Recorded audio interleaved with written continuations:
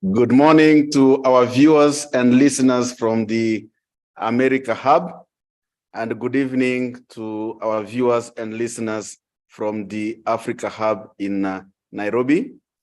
To present the recap of what happened yesterday and today is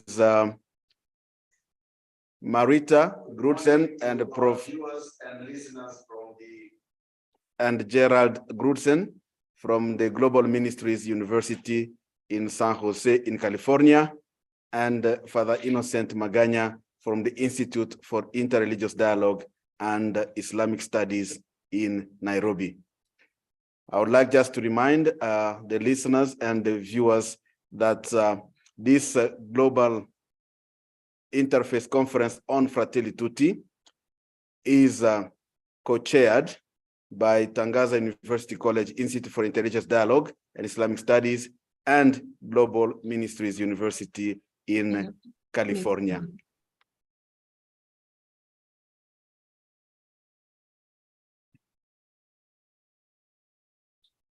So I would like to request now Professor Gerald to present the recap of the second day in the America's Hub. Welcome. Thank you very much, Father Innocent. I'll begin with the first program, which featured Father Robert Dewicki, Bishop John Stowe, and Sister Rosemarie Malazzo, a Maryknoll sister. So we began with Father Robert Dewicki. He's a Catholic priest of the Augustinian order based in Chicago, Illinois. Father Dewicki has been working with Bishop Stowe as a missionary priest in the Kentucky area for some time now. He previously worked with Bishop Stowe in El Paso, Texas, where they worked with many of the migrants that are coming over the border. And this experience of working with people on the periphery has been very important for both of them in understanding the plight of the migrants that are coming from South America and Central America into the United States by the thousands in the last several years, fleeing persecution, fleeing violence, and fleeing poverty. So Father Dewicki also has a background as a theologian, and he has worked closely with Bishop Stowe in also seeing how the documents of Laudato Si and Fratelli Tutti have influenced their ministry. Father Dewicki mentioned in his talk he introduced Bishop Stowe about the work at the United Nations. In addition to his work as a missionary at the border, he's worked as a missionary in Peru, and he's also been the delegate for his order at the United Nations. So he's had a very diverse experience, and that has enriched his ministry. Explain the importance of Bishop Stowe's role as president of the Pax Christi USA.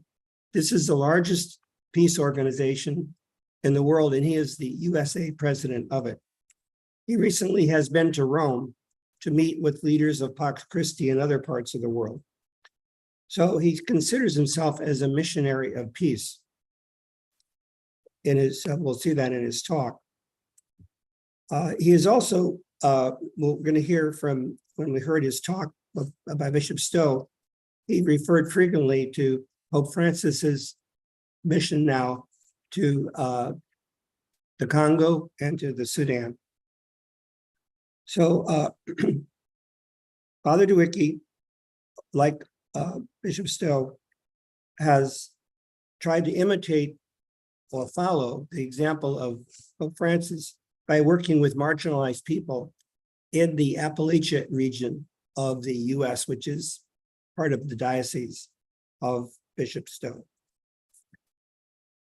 So Bishop Stowe began his address on the essentials of a just peace in Catholic social teaching by noting the present mission of Pope Francis to the Congo and Sudan.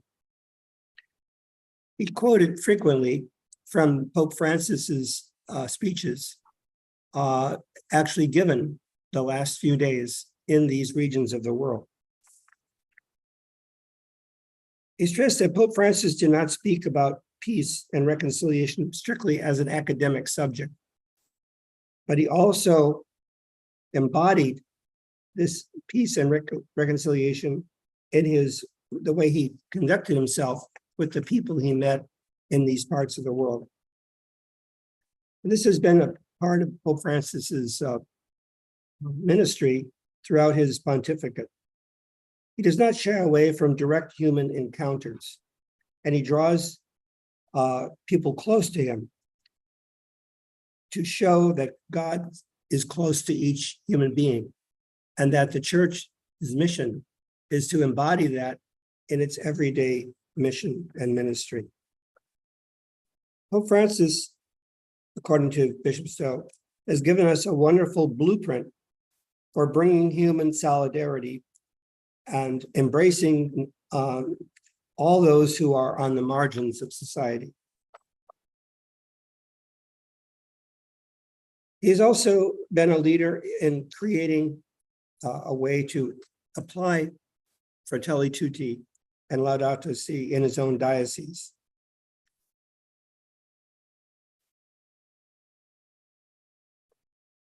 He details the personal peacemaking gestures that Pope Francis has taken with local leaders from Africa to embody the practice. So he's embodying the practice of peacemaking through gestures of reconciliation and fraternal love. He mentioned that Pope Francis even kissed the feet of one of the African leaders. The traditional doctrine of a just war is no longer adequate, according to Pope Francis, and Bishop Stowe mentions this, given the type of weapons that are presently used in war.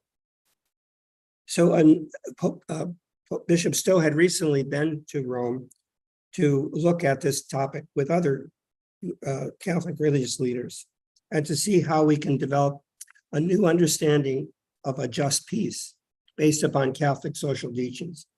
He referred to different aspects of Catholic social teaching that help us to show that we need an integral understanding of peace, which includes the elimination of poverty, elimination of prejudice, elimination of racism.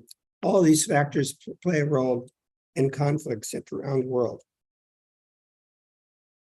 He said we cannot leave this specialized ministry of justice and peace to a few specialists in the church.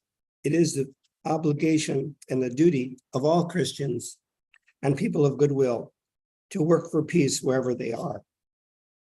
She was very clear on that this is a part of our, as Christians, part of our baptismal duty to bring this message of Christ to every area of society.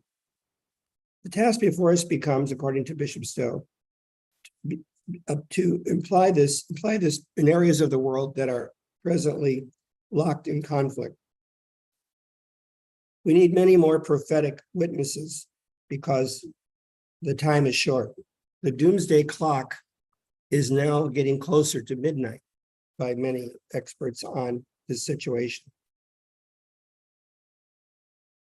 Bishop Stowe stands apart from many other types of leaders who goes about this in a very specific way by pointing out areas of conflict that need to be addressed.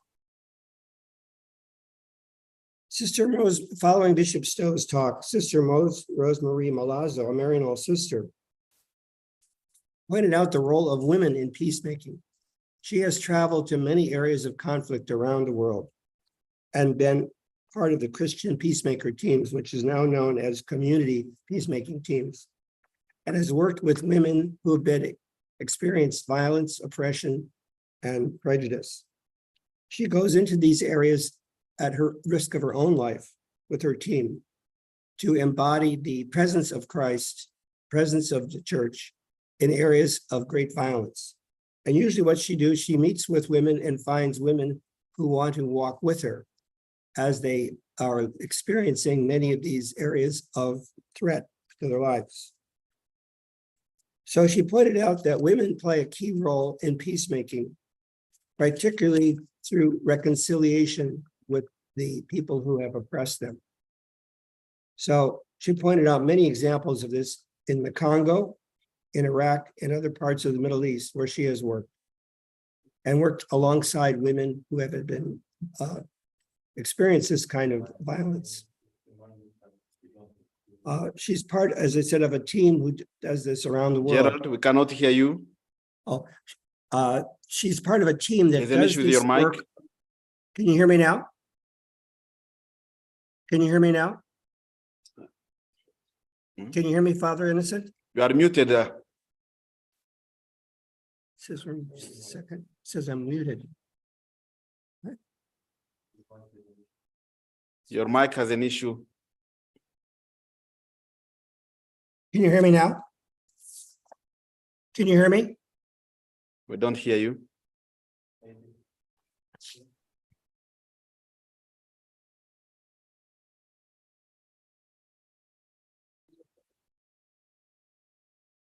Can you hear me now? Okay, good. Yeah, you can. Yes. Okay. So Sister Rose Malazzo, to complete my presentation on her, as I said, she's traveled around the world in areas of conflict and met with women. Again, it points out the role of women have great strengths in this area of peacemaking. So we want to thank Sister Rose, Bishop Stowe, and Bob DeWicki for this important program they did on peacemaking throughout the world. I think I'll turn it over to Marita now. Yeah. Can you hear us okay? Yes, fine. Good.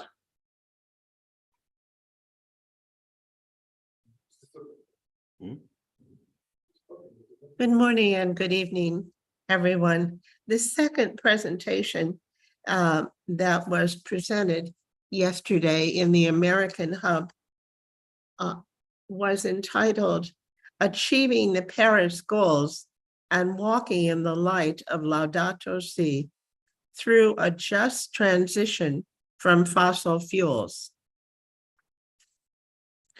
Our speaker was Lynn Moma, Director of Advocacy from the Laudato Si movement. She's one of the executives of that movement.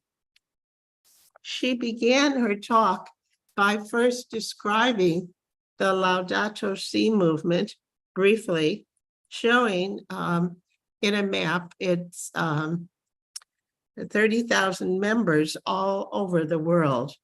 Every continent has Laudato Si active groups, many of them led by what are called Laudato Si animators. There are 30,000 in the world. The Lynn Moma has over 20 years of strategic leadership with Earth Justice. And she spoke to us yesterday, specifically in her role as Director of Advocacy for Laudato Si movement. The mission of the Laudato Si movement is to inspire and mobilize the Catholic community to care for our common home and to achieve climate and ecological justice. It does this by working with its animators around the world, stressing eco-conversion, ecological conversion, sustainability, and bold prophetic advocacy.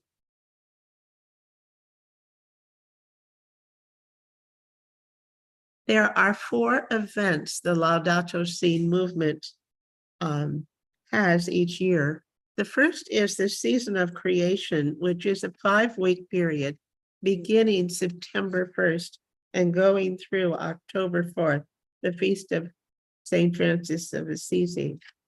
Second is Laudato Si week, which is a week of activities on the anniversary each year of the publication of the Laudato Si encyclical. The third activity is around the COPS meetings. And the fourth, right now, they have produced a film called The Letter, which is live streamed on YouTube and has been viewed by thousands of people throughout the world. It speaks of our Holy Father's interaction with an indigenous leader, with a youth from India that is very active, with a man who lives in Senegal, and with two scientists that speak on behalf of nature. So these four voices, the indigenous people, youth, the poor, and nature, do not have a voice today amidst the political and economic powers of the world. And these voices are stressed in this film.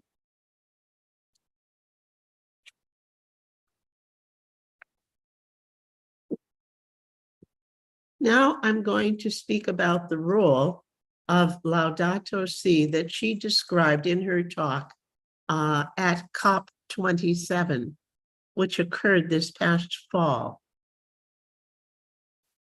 The first statement was that Catholics called for 4 urgent pillars rooted in faith-based principles. The first one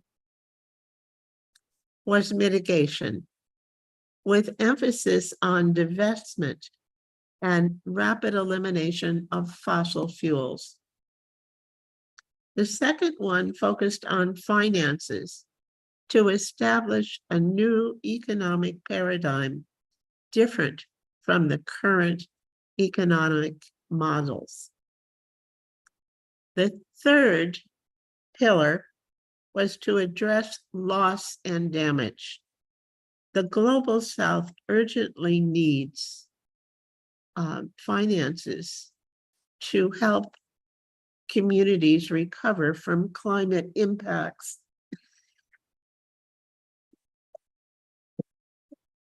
Excuse me. And the fourth and final pillar is adaptation.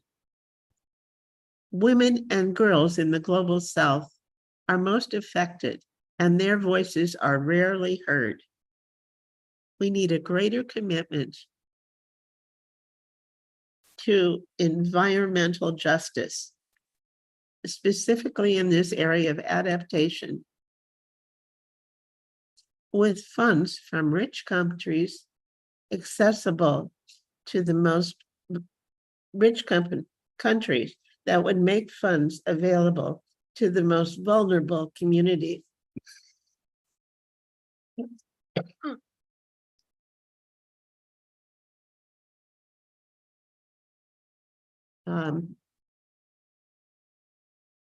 The main thing I want to stress next is what she described as her has Laudato Si's assessment of COP27. The failure of global summits, excuse me,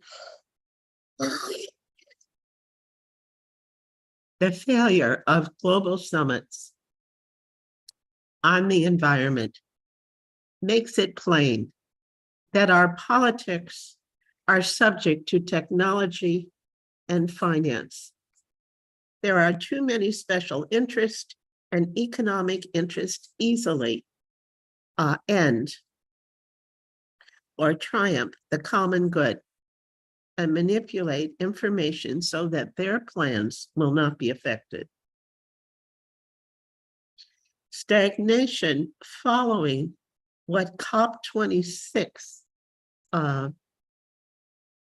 outcome document offered.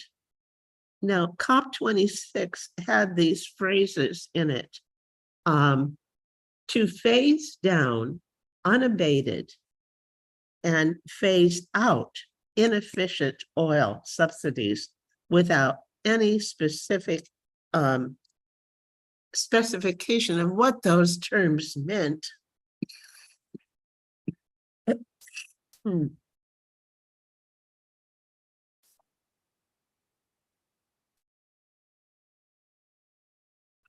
Some important points were achieved in Egypt, specifically on the third principle or fourth principle, climate change loss and damage agenda, and assisting developing countries that are particularly vulnerable to the impacts of climate change, including a fund and the mobilization of new and additional resources.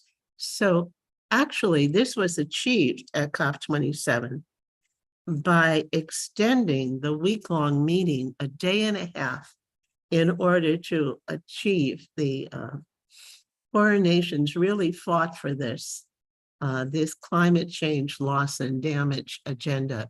And so it was achieved.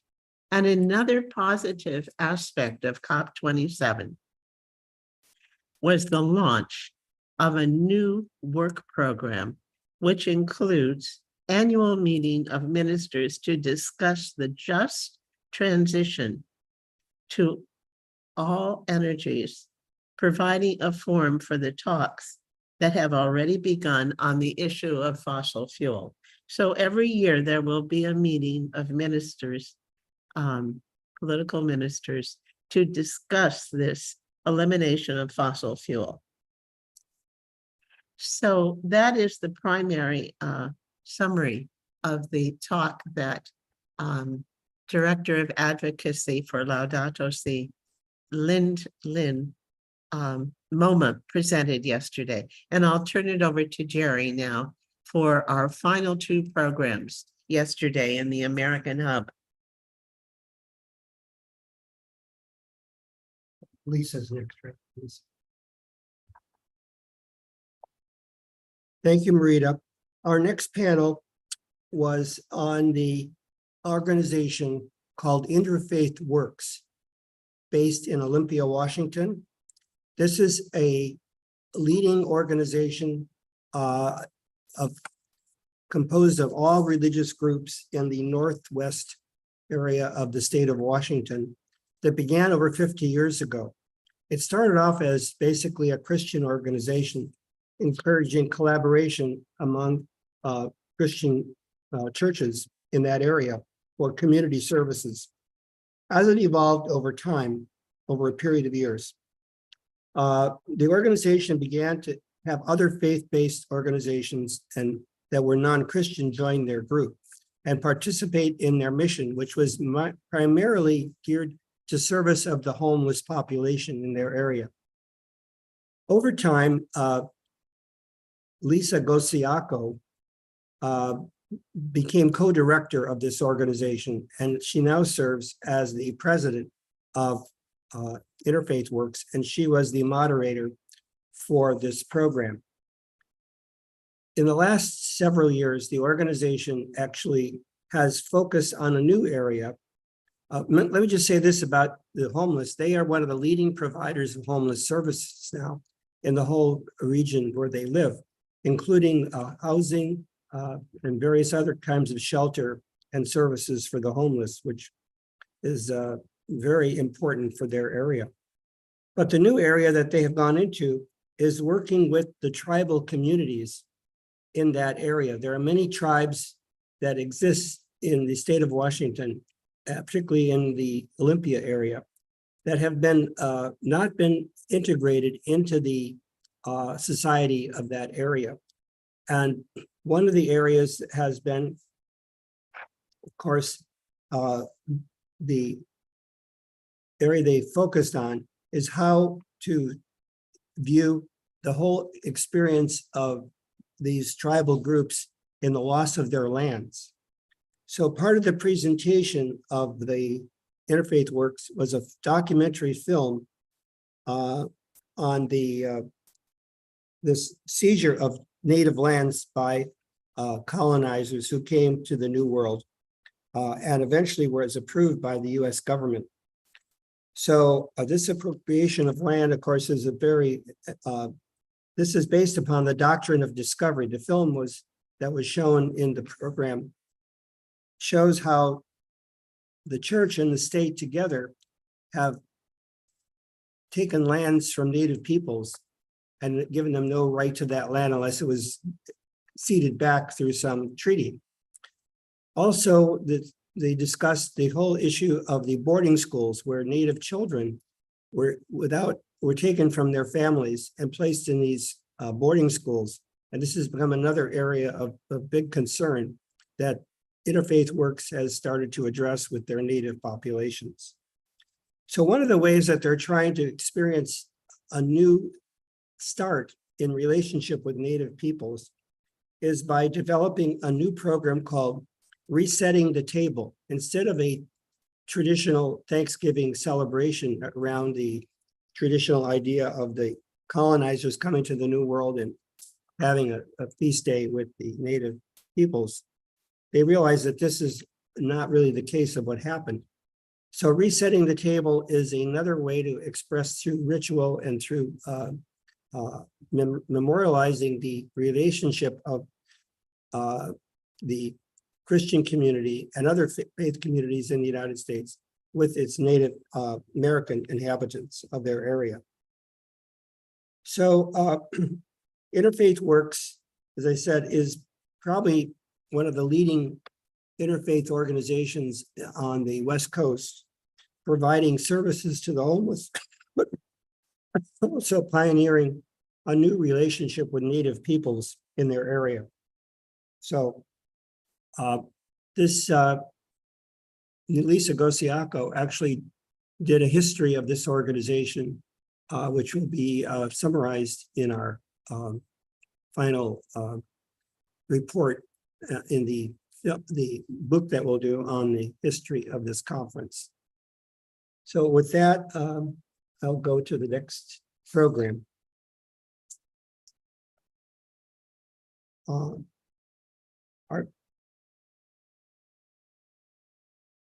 the next program is Marita's going to do the next program, excuse me.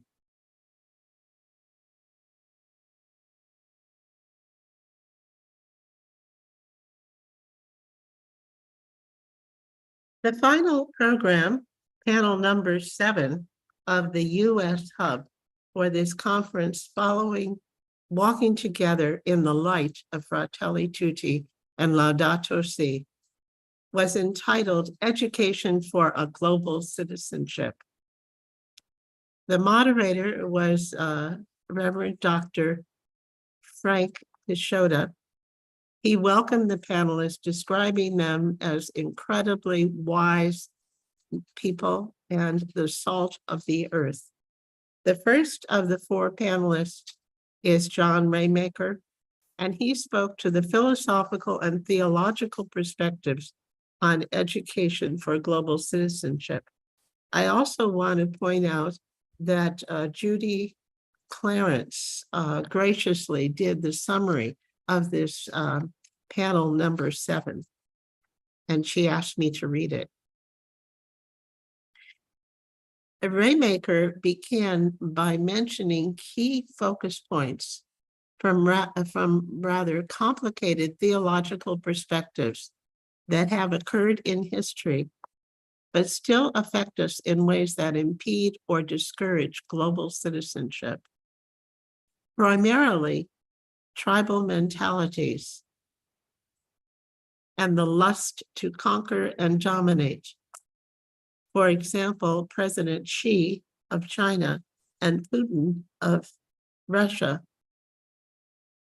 These make the goals of global citizenship difficult to attain in our era.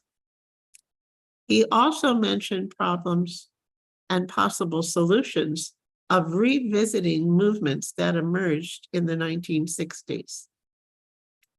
Ghali, former Secretary General of the United Nations, understood what was needed for global citizenship, along with Vatican II's call to the laity and Pope John Paul II's desire for a new declaration on the inviolable rights of nations. Deep research shows us that the notion of global citizenship reinforces one's sense of national citizenship for the good of all.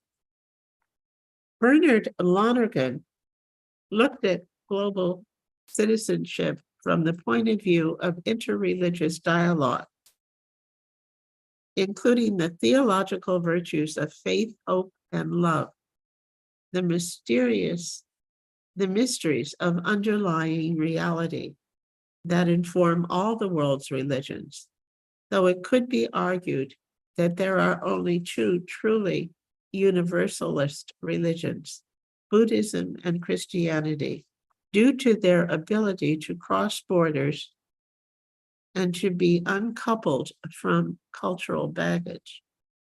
Hinduism, Judaism, and Islam also foster a notion of global citizenship, but are more secularist. Alexander the Great, influenced by Aristotle, is often seen as the first leader to attempt a citizen of the world approach, though he was bent on military conquest. Buddhism, more so than Hinduism, challenges us to a deeper understanding of one's true self, Buddha nature, that focus on the heart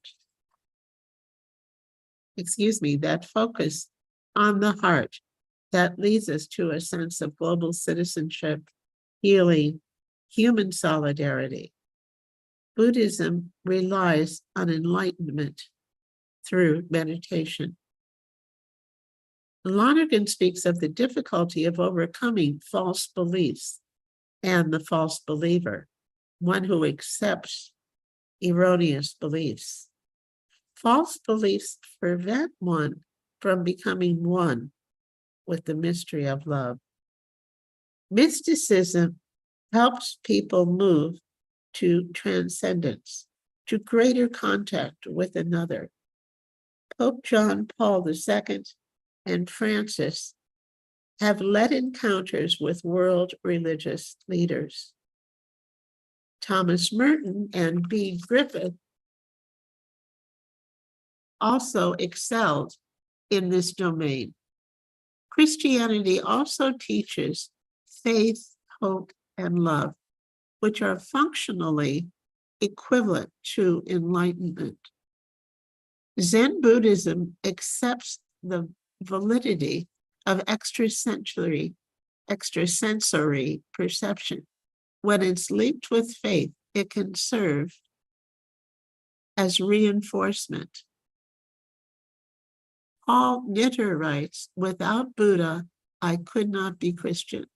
He looked at Buddhism for inspiration.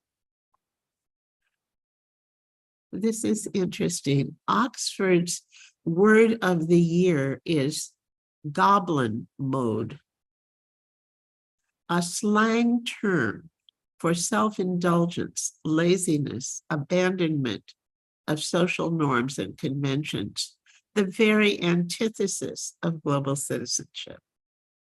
Some have said that there can be no correlation between ethics and economics, but economics can be ethical if it returns to its roots and accepts the value of global citizenship.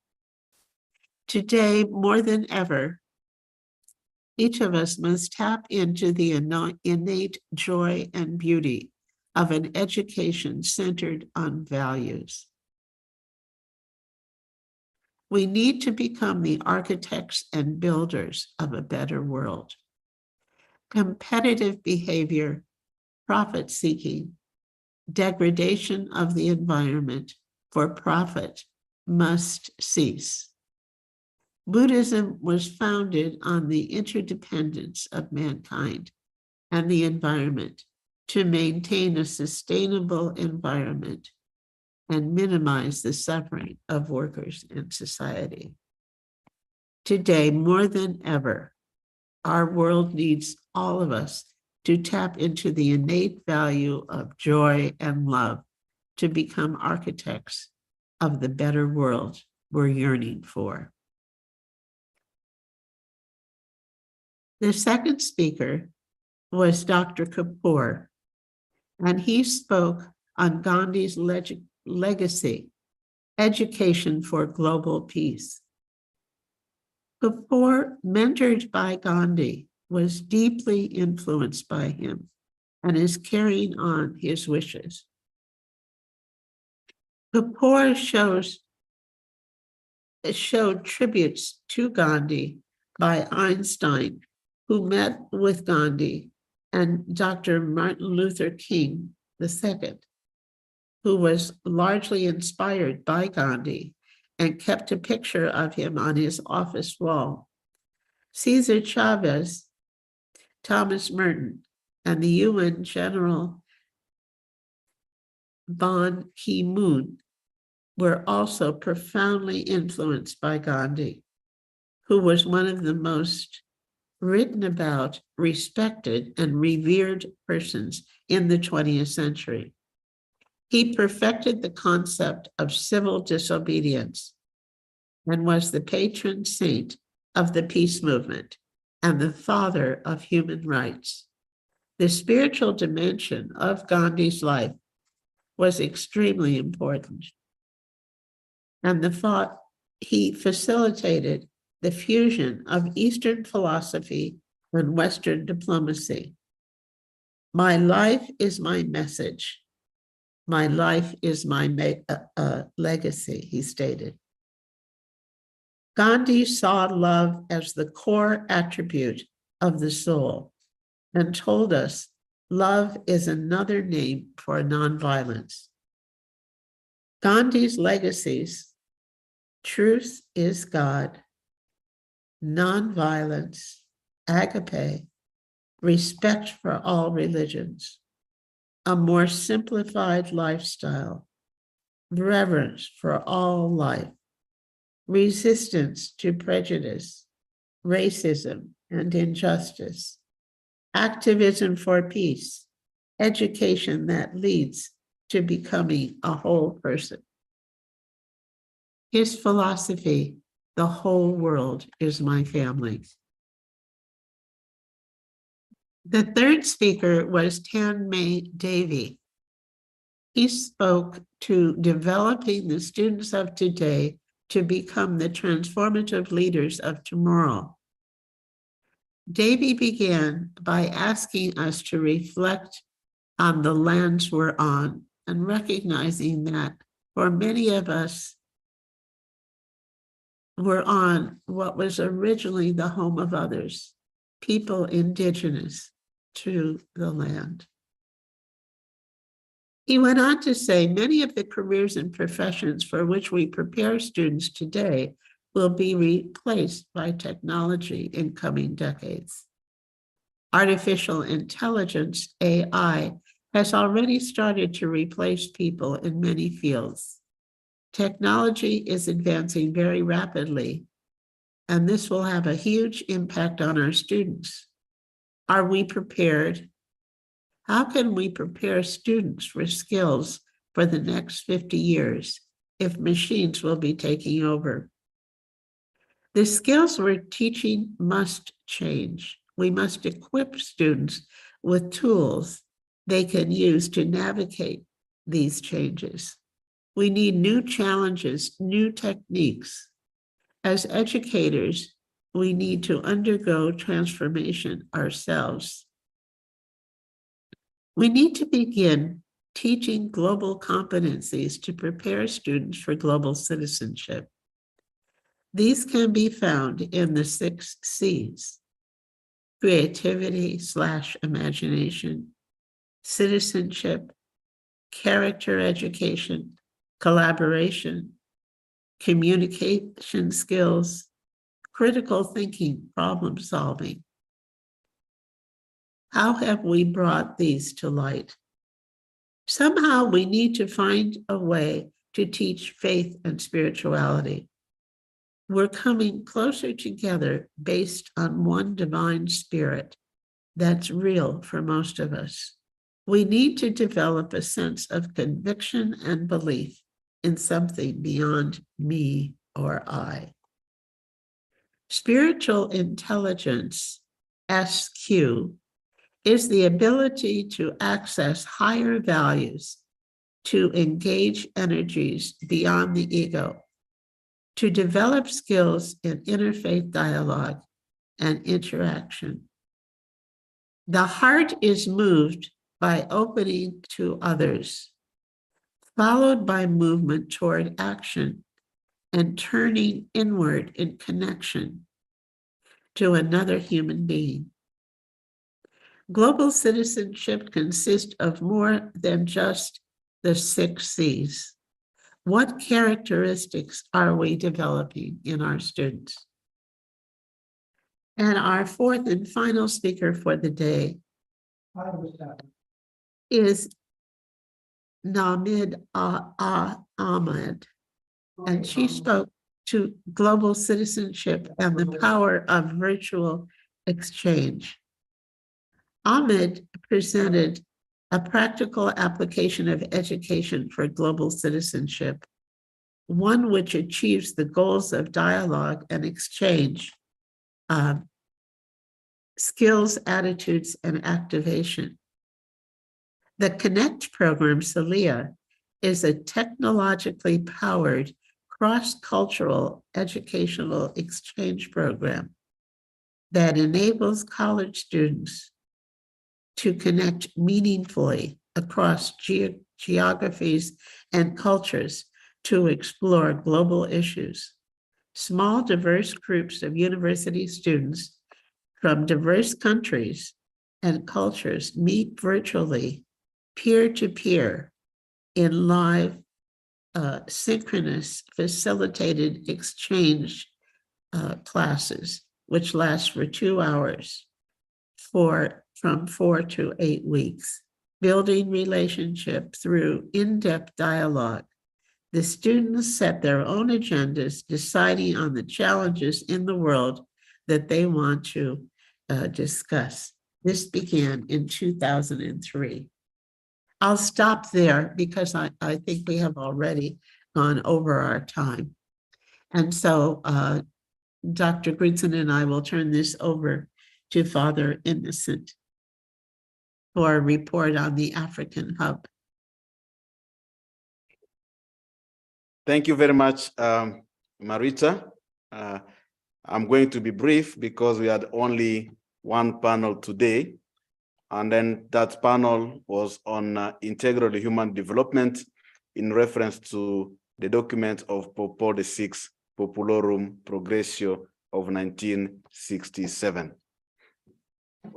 The opening remarks were given by Vivin Rohati, who is the director of Center of Gender Equality and School of Inclusion in Indonesia. And she presented Populorum Progressio from an Asian perspective. She mentioned that Indonesia is one of the biggest Islamic countries in the world, and at the same time, culturally diverse. She said that for many years, Islam was seen as a blessing, to the world, and Islam has shaped many movements and individuals in the Indonesian society. She found an echo of Populorum Progressio in the way Islam has shaped the life of Indonesians. The second speaker was Professor Macharia Munene from the United States International University, Africa. For him, integrating Populorum Progressio and Fratelli Tutti is a great concept. Populorum Progressio came to us in the context of increasing evidence of huge poverty, gaps, and general dissatisfaction. It was a call to people around the world to pay attention to what was going on in the world. And he said the call was to do something about the situation at that time. It was for Paul's the sixth concern in the 60s. Fratelli Tutti spreads the message that all people should be treated the same. The third speaker was Najiba Hassan Tegulwa from Uganda. She represents the women of faith in Africa within the Religions for Peace. She said that Pope Francis is calling us to transform the inside and look at all people as a whole and work together as a team. When working with the vulnerable of the society, we need to plan with them, have them on board. We need to know their needs and their perspectives. We can't work in isolation as human beings because we are social creatures. The first priority, she said, is to have just, peaceful, and inclusive societies where people of faith are taken to be change makers for the common good. Gender equality calls for inclusiveness, and people of faith should advocate for inclusivity in religious spaces. Our last speaker was Dr. Haile Selassie from Tigray, and his paper was Ecological Miracles Through Peace, Local Knowledge Management and Resilience, a case study of Tigray region. He developed 3 points. One was the history of drought and man-made famine in Tigray, the current transformations which are going on in terms of development and man-made crisis. He said that due to policy change and government structures, practices were adopted that saved the Tigrayan people. He said that policy change can help make a difference. Though in recent days, due to the war in Tigray, there has been regression of the progress made, which shows how conflict can affect humanity's progress. He said that we should work together in the light of Fratelli Tutti and have a coalition of religious, humanitarian, and scientific leaders to confront the impact of warfare and climate change and provide constructive solutions. For him, religion is perhaps the most effective rule that we can have on earth. So those were the 4 presentations that we had today on the panel on integral human development in reference to the document of Pope Francis, Pope Paul VI, Populorum Progressio. And that's ended our conference and panel from the Nairobi and Africa Hub. Now we have about 10 minutes to prepare ourselves for the closing ceremony of this 3-day conference co-chaired from California and from Nairobi. Once again, I would like to thank all the speakers, all the participants, both on-site and online. We have had quite more than 1,000 viewers and listeners online. That is quite, and it shows that there was a great interest. And most of them are following us for the first time. Only 43 people were from, had participated on the first global conference on Fratelli Tutti. And this shows the relevance of the discussion that we are carrying on when we reflect on how to work together in the light of Laudato Si, care for our common home, and building human fraternity. So in the next 10 minutes, we will have now our closing remarks, and that will be the end of our conference. Thank you, and see you in the next 10 minutes.